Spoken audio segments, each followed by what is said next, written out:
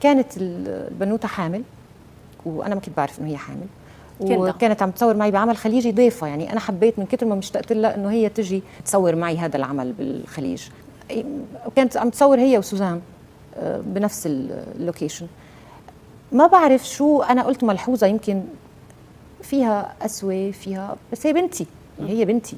يعني انا كله بيعرف انه لما كندوشه بتكون وجهتي لها ملاحظه، يمكن لكن قلت لها كيندا سلميها لسوزان، يمكن كانت ماسكه الموبايل فقلت لها سلميها لسوزان او هيك. يعني هيك شيء بسيط كتير، يعني لا يستدعي انه حدا يصرح انه ما بدي اشتغل مع طب اذا فيها الحب وفيها الاحتضان، ليه ما دقيتي لها بعدين بعد التصريح؟ كندا اكيد صار انت صرحتي، اجت لعندي على البيت وجابت لي هديه على بيتي الجديد وبشوفها وبحبها وبتحبني ولهلا. قبل التصريح اجت لعندك على البيت ولا قبل وبعد؟ ما انقطعت علاقتي بكيندا ولا يوم. وما سالتيها ما تعاتبتوا؟ انا ما